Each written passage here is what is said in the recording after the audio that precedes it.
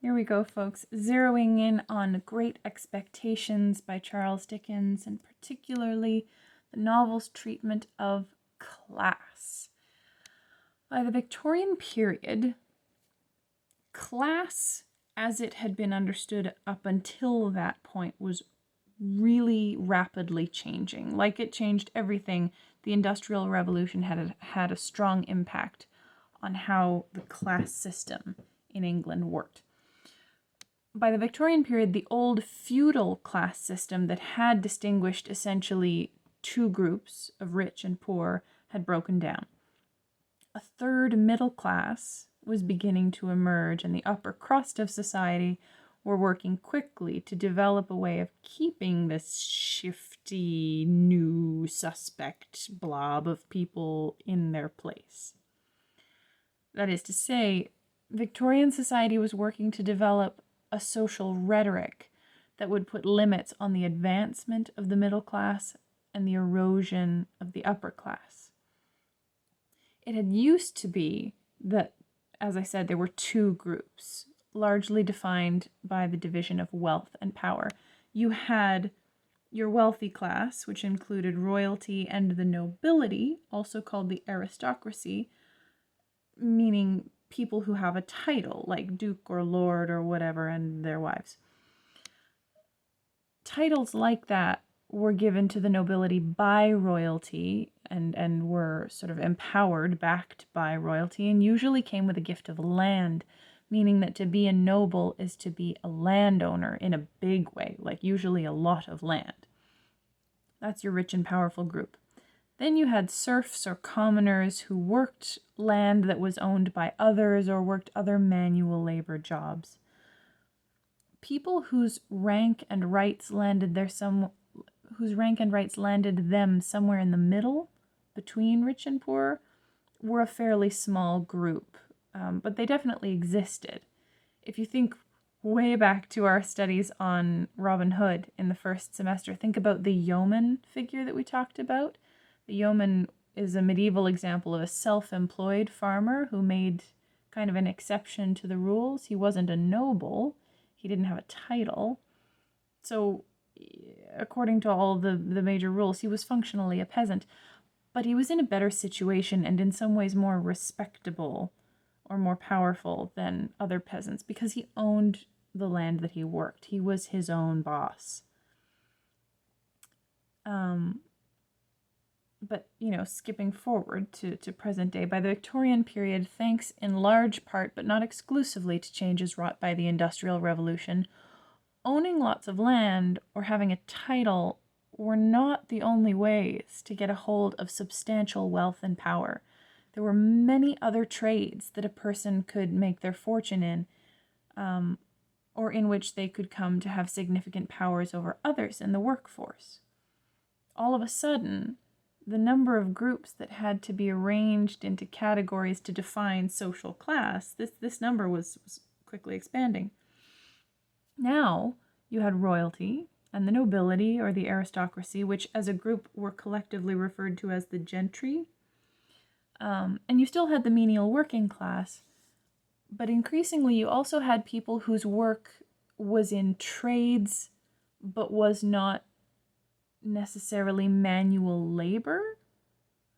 Hang on, sorry, I've lost my place here. Yeah, you still had the working class, but increasingly you had people whose work was in trades, but who were not themselves manual laborers. Think like a factory owner or a shipping mogul. And you also had people whose labor was manual, but wasn't the work of a tradesperson. So think famous novelist. He works with his hands, he writes, scribbles away at a desk for a living, just like a clerk in an office.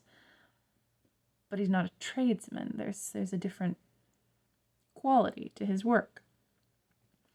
Some of the ins and outs of this debate that therefore began to proliferate about what kinds of occupations might or might not be considered genteel, trades that maybe don't make you rich or don't make you upper class, but aren't exactly peasant jobs. Who is, yeah, which ones count and which ones don't. That debate is alluded to in Great Expectations. In chapter 22, when Pip is talking with Herbert Pocket, he's discovered that, the pale young gentleman that he boxed with at Miss Havisham's house way back when is this guy that he's rooming with now, Herbert Pocket. And Herbert is telling him the story of Miss Havisham's background. And so Herbert Pocket, he says, quote, "Her father," that's Miss Havisham's father, "was a country gentleman down in your part of the world and was a brewer." You'll remember at Satis House there is kind of the remains of an old brewery, and presumably this is why. Her father was a country gentleman down in your part of the world and was a brewer.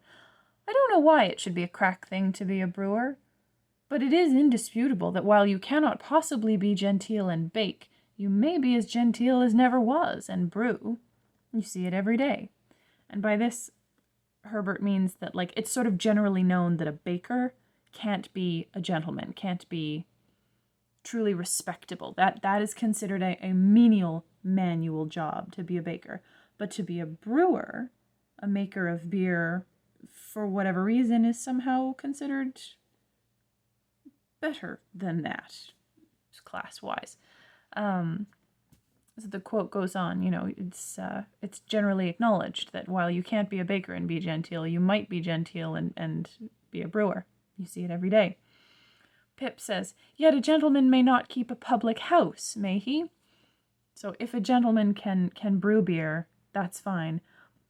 But a gentleman can't be a pub owner. You can't be a pub owner and be a gentleman. That's considered not genteel. So you can make the beer, but you can't sell the beer.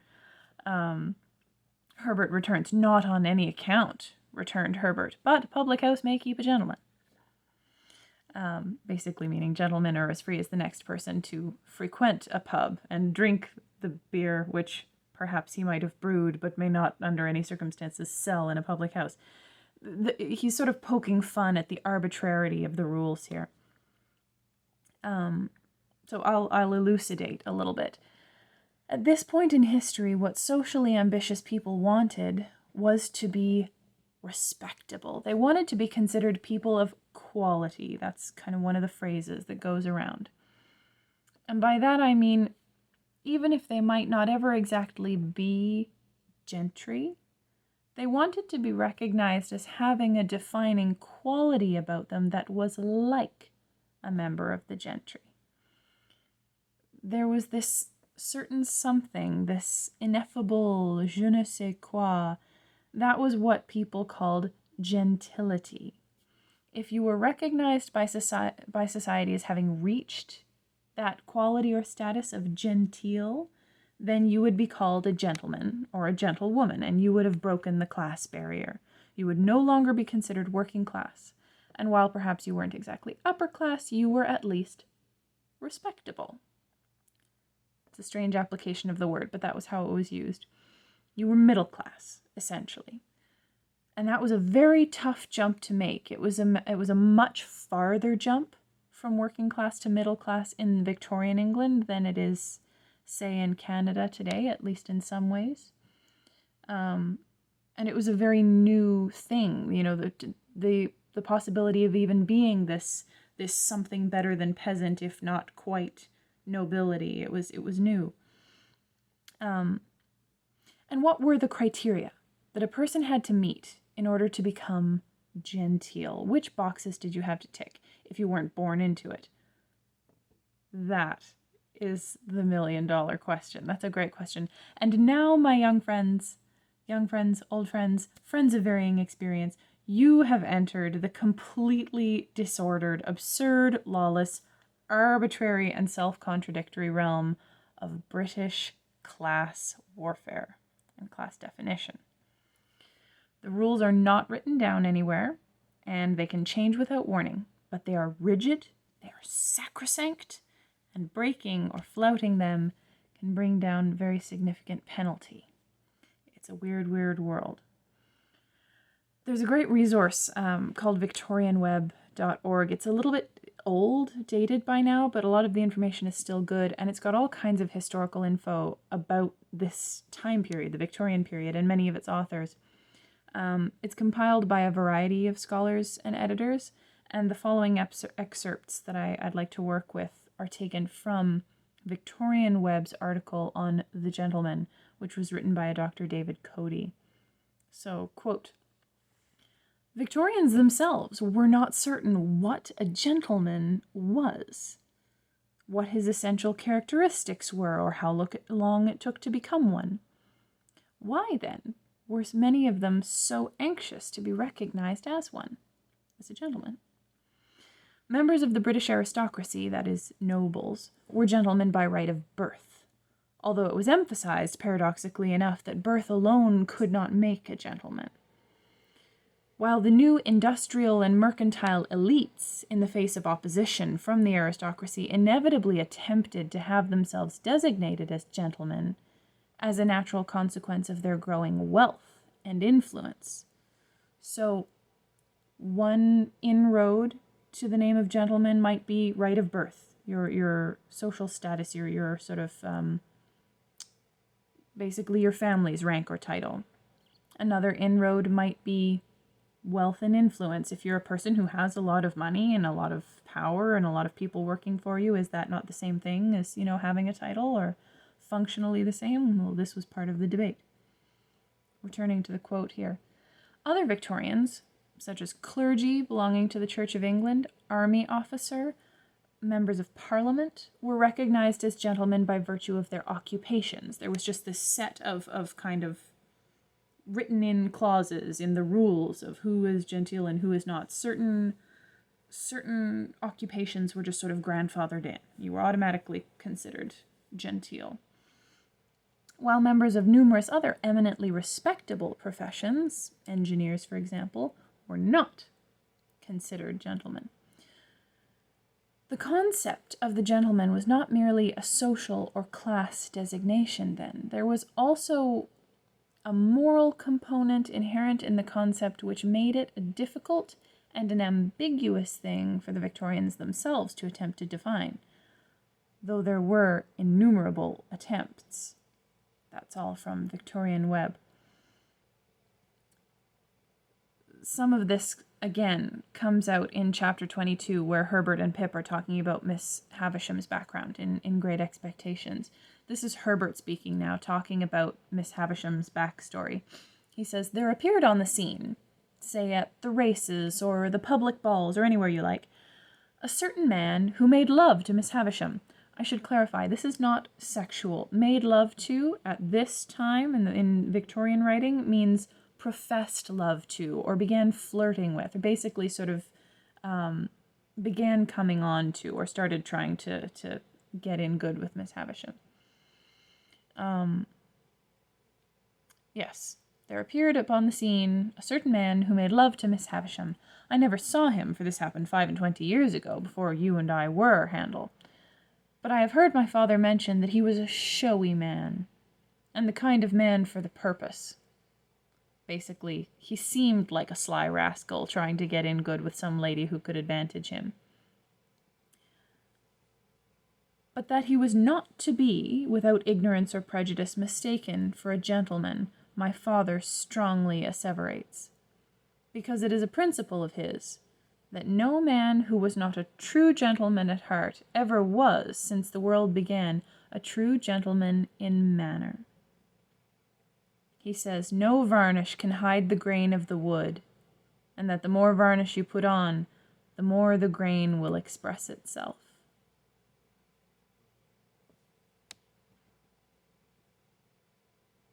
I'm going to read that again.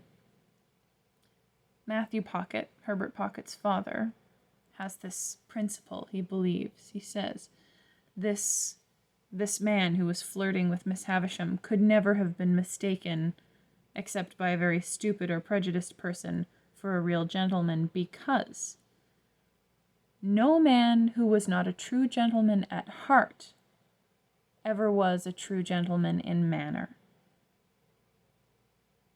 No varnish can hide the grain of the wood. And the more varnish you put on, the more the grain will express itself. That's Great Expectations. More now from the Victorian Web article on these numerous attempts by contemporary Victorians to define that mysterious alchemical formula of social, financial, and moral elements that combined to produce this unicorn that is a true gentleman. John Ruskin, who is a Victorian writer of some repute, would write, "The essence of a gentleman is what the word says, that he comes from a pure gens, as in lineage, or is perfectly bred. After that, gentleness and sympathy, or, to say it differently, kind disposition and fine imagination." Those are Ruskin's criteria. Perfect breeding, whatever the heck that's supposed to be. Kind disposition and fine imagination. An interesting combination of traits. Ruskin also maintained that gentlemen have to learn that it is no part of their duty or privilege to live on other people's toil, though many gentlemen did precisely that. Again, this is from Victorian Web. Charles Dickens was an author of relatively humble origins who desired passionately to be recognized as a gentleman, and insisted, in consequence, upon the essential dignity of his occupation, i.e., the novelist's occupation. Great Expectations, which contains a great deal of disguised self-analysis, is at once a portrait or a definition of Dickens' concept of the gentleman and a justification of his own claim to that title. One of Dickens' contemporaries, the novelist William Thackeray, on the other hand, insisted, and the two old friends quarreled over this matter, insisted that a writer of novels could not be a gentleman. He was in the more traditional camp, that this is not one of those occupations that can be considered genteel. The debate over just what constituted a gentleman raged on in many contexts, but nowhere was it contested so fiercely as within Victorian literature itself. Eventually, Victorians settled on a compromise. By the latter part of the century, by the late 1800s, it was almost universally accepted that anyone who was the recipient of a traditional liberal education based largely on Latin from one of the elite public schools of England, schools like Eton, Harrow, Rugby, anyone who was the recipient of this kind of education would be recognized as a gentleman, no matter what his origins had been. If you had the stamp of one of these schools, didn't matter where you came from or who your family was, you would be considered and accepted as a gentleman. So essentially, a boy could come from anywhere in terms of his birth and background, but if he goes to one of these posh public schools to be formed and indoctrinated with the skills, texts, manners, and teachings deemed ideal by the upper-class authorities that sustain those schools, i.e., the gentry and the government. If he does that, then he will be deemed a gentleman. Now think about that for just a minute. Obviously, it's possible to go through a system of education and retain one's critical and independence of thought, to disagree with or resist some of the teachings of your home institution. But it's also true that young people are fundamentally formed at a crucial time in their lives by the people and the context from which they receive their basic education, even their undergraduate education.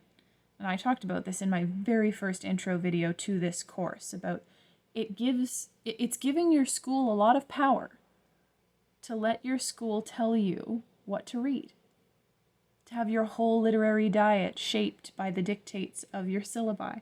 It's a lot of power. So, this is one of the basic assertions made by the novel form that we've been discussing this week, the Bildungsroman, or the novel of formation. A Bildungsroman almost always includes, as one of the pivotal formational experience in the protagonist's life, a portrait of their formal education, whether it's a good one or a poor one. Great Expectations spends a lot of time depicting the different venues in which its characters receive their dominant education. We see the village school where Pip's peers receive their paltry education, mostly from Biddy. We see Miss Havisham's house, and we understand it to be the site of Estella's core education in womanhood, maybe not in letters, reading, writing, those things too, but in womanhood. We see the tutoring and the social mentorship through which Pip ultimately receives his education in what it is to be a gentleman after leaving home for London. And all of these little vignettes or small portraits are meant to prompt the reader to examine the role that a person's education has in forming the adult who will go out from that education to sink or swim in the world, and to have what effect they will have on the people and places that they attach themselves to throughout the future. Another impact of education that Great Expectations meditates on at some length is this impact of fitting an individual to his or her community, or at least to a community, or alternately, of alienating them from their community. Just like money, education can be a great equalizer. It can raise people up from poverty and oppression, empowering them to transform their lives. Education can and does do that. But also, just like money, education can likewise be a powerful force of alienation. To try and say it succinctly, education is a form of social capital, social currency.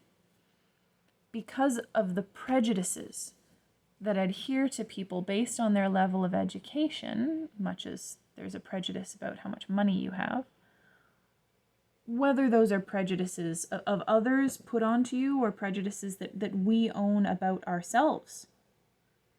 A difference in education, just like a difference in wealth, can drive a wedge between even the most intimately attached people. It can create chasms even within families that produce a sense of distance and alienation between intimates.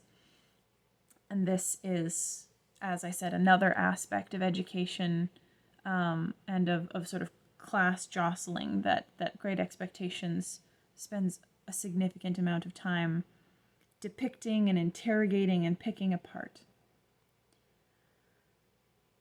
That is about as much as I want to say about Great Expectations for our review video. There is just so much more to say about any of the works on our course than we will ever get to in lecture time or in class discussion. These texts are almost endlessly deep and wide and rich. We could spend hours and hours on character, on symbolism, but these kinds of thematic points are something that I really wanted to draw out, and I've prepared some discussion questions to help you think about them as you're reflecting on your experience of the novel of Great Expectations.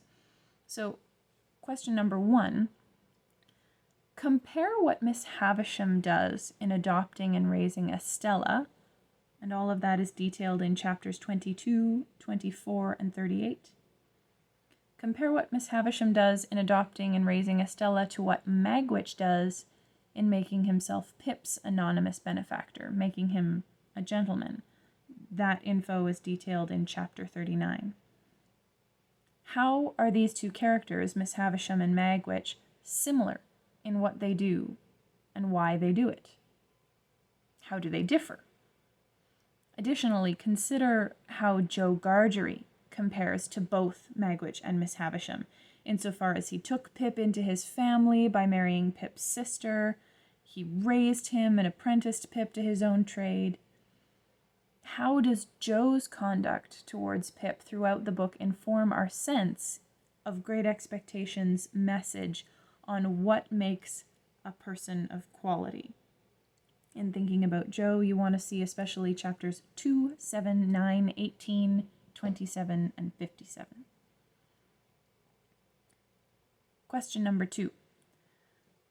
Do you feel that the concept of gentility as a class marker still exists? Is it around today, even if we don't maybe use all the same language for it? If so, where do you see the idea of gentility reinforced or pursued, sought after, or undermined in our society today? Question number 3. How have you experienced or witnessed the alienating effects of education in your own life? Where or how so? Do you feel there are ways to counteract or resist this alienating force while still pursuing advanced or specialized education? If so, what are they? Fourth and lastly, as an extension of this book's invitation to contemplate what makes a true gentleman or person of quality, have a look over in the Files tab where I've shared a piece labeled Newman on the Gentleman. It comes with 2 or 3 reflection questions of its own to guide your thinking in connection with what we've read here in Great Expectations. It's a particular definition of the gentleman, which I've asked you to sort of criticize and reflect upon. Thank you so much for your attention, and we'll see you next week.